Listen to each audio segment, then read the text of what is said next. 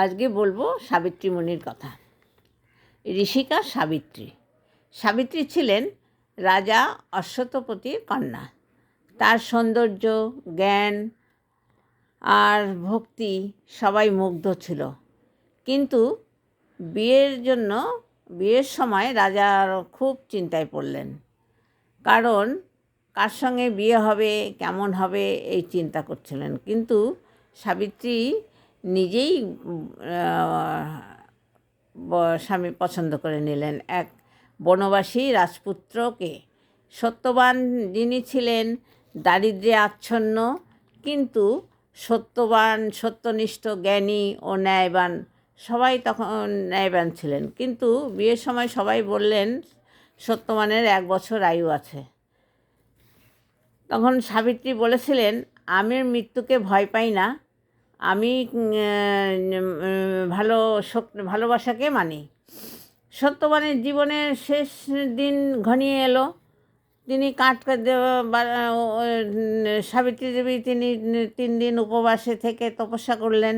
মন্ত্র জপে নিজের মন ও শরীর শক্ত করে প্রস্তুত করলেন মৃত্যুর সঙ্গে লড়াই করার জন্য।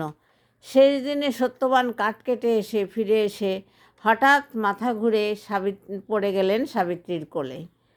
সেই সময় যমরাজ চলে এলেন এবং বললেন যে তোমার স্বামীর মৃত্যু হয়েছে, আমি এখন নিয়ে যাচ্ছি। সাবিত্রী বিনীত কণ্ঠে বললেন, প্রভু, আপনার কোনো দোষ নেই, তবে একজন সতী নারী হিসাবে আমি স্বামীর পথ ছেড়ে দিতে পারি না। যমরাজ এগিয়ে চললেন, সাবিত্রীও পিছু পিছু চললেন এবং তার ভক্তি বুদ্ধিতে ভরা কথায় যমরাজ মুগ্ধ হয়ে গেলেন এবং কি বর চাও বললেন। তখন সাবিত্রী 3টি বর চাইলেন।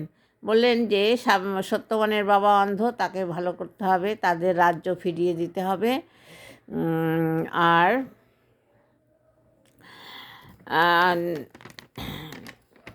আর আর দেবেন। আর যমরাজ বললেন তুমি সন্তানবতী হও। তখন সাবিত্রী বললেন যে প্রভু, আমি যে সন্তান হব, আমার স্বামী না থাকলে কি করে সন্তান হব? স্বামী তো মৃত, তাকে ভালো করুন। তখন তার কথায় উপলব্ধি হলো যমরাজের, এবং নারী শক্তি ও প্রেম সত্যের পূজারে পূর্ণ তিনি সেই সত্যবানের প্রাণ ফিরিয়ে দিলেন।